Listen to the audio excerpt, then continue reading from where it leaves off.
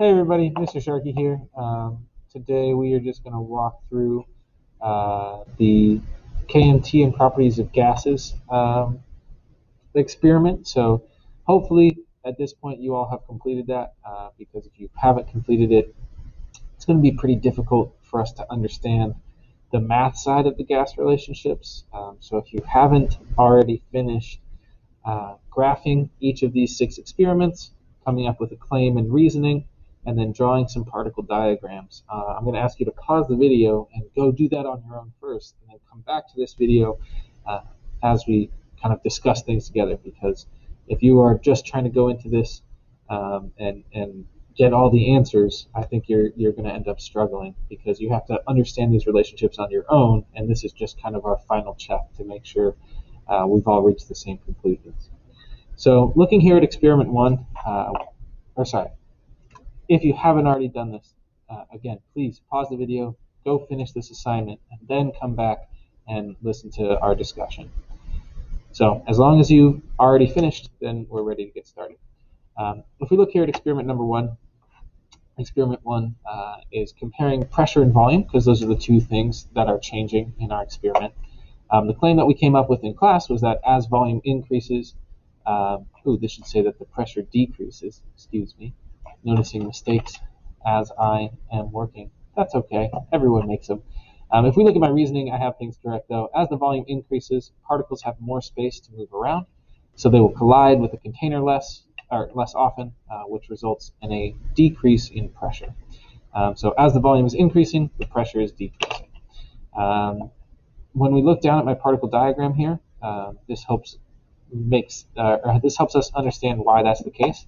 If I look at my first particle diagram, my particles are jammed in there pretty tight, so they're going to be colliding with the container pretty frequently. If I look at my second particle diagram, the particles have a little bit more space, so fewer of them are going to collide with the container over a given amount of time. And in my third particle diagram, I have even more space, so the particles are going to collide less often. The particle diagrams that I've done here are just using the drawing tool in Google. So you'll notice every once in a while some of my lines get a little bit off because they try to like snap into place. Drawing them on your own on a scratch piece of paper is probably my preferred method, but this is just the easiest way to share everything with you all. So let's go ahead and move on to experiment number 2. In experiment number 2, now the pressure and the amount of gas are the things that are changing. So if we look at my graph here, we have an increase in slope.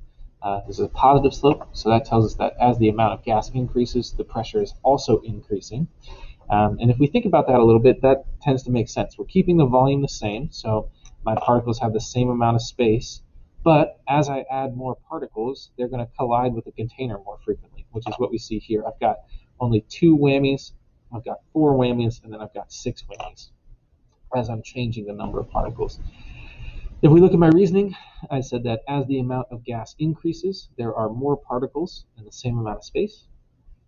This means that particles will collide more often, resulting in an increase in pressure because we have more collisions with the container. If we flip over to experiment number 3, we can see that we're now looking at pressure and temperature because, again, those are the 2 variables that are changing.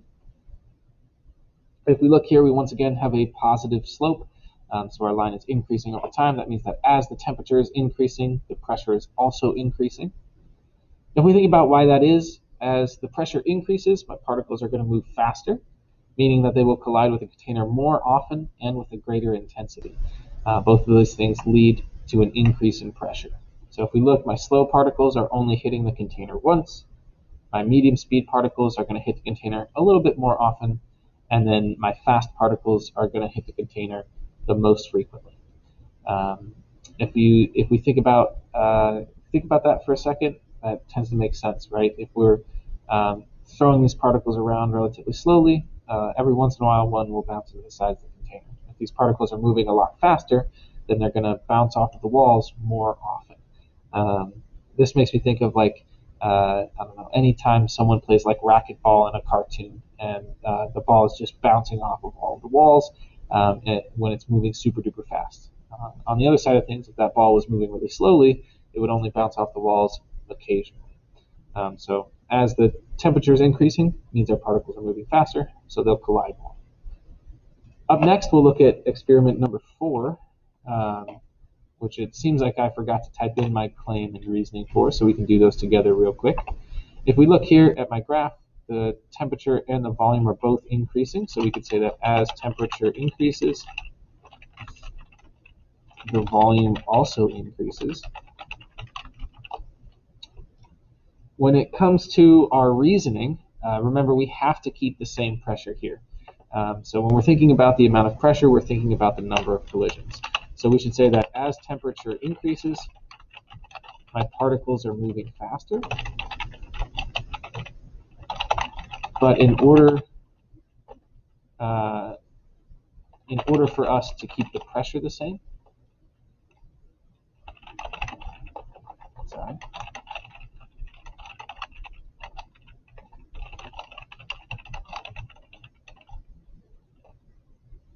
I don't like my wording here, sorry.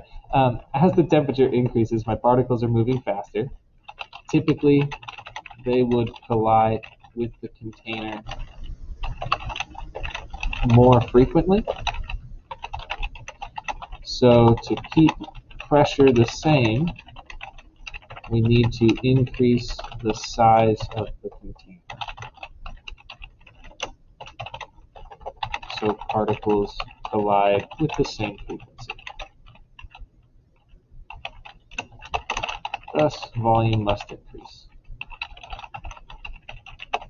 And our reasoning can look something like that. Sorry if it's a little wordy, but apparently I forgot to type that in earlier. If we look at my particle diagrams down here, when my particles are moving slow, I've got 2 collisions inside my container right now. If I increase the speed of those particles, they're going to be moving faster. So to keep 2 collisions, I need to have more space. My particles need to have more room. Because they're moving faster, they're going to collide more often unless I increase the size of that container, because then the particles have to move further. There's going to be a relationship here, a proportional relationship between the speed and the size of my container.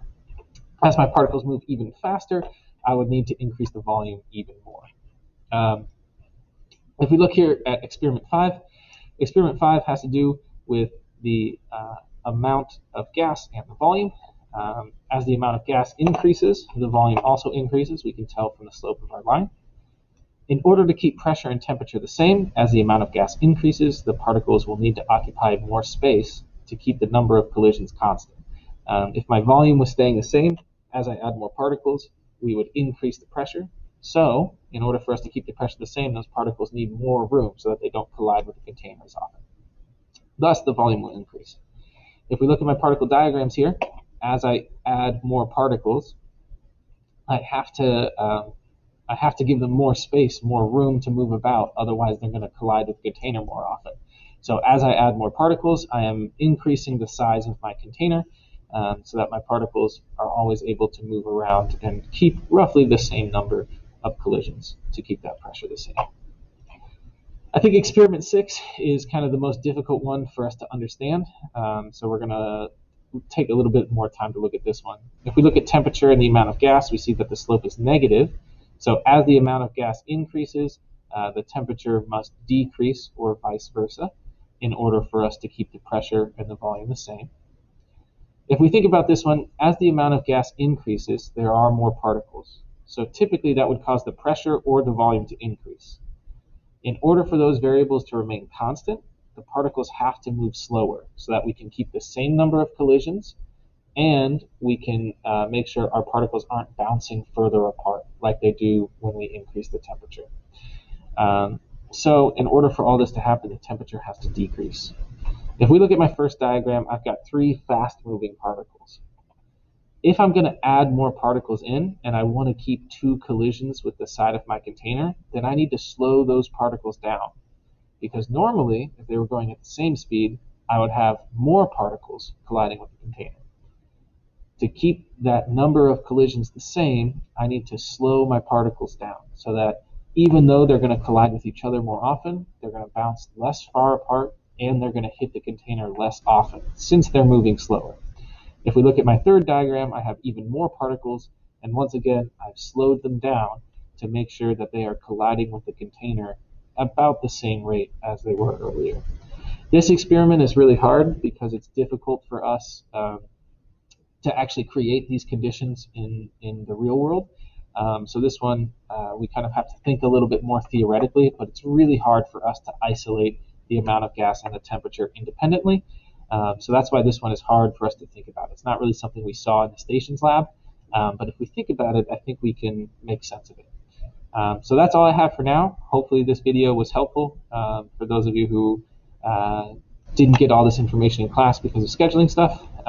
So if you have any questions, please email your chemistry teacher, and hopefully we'll be able to catch you all up.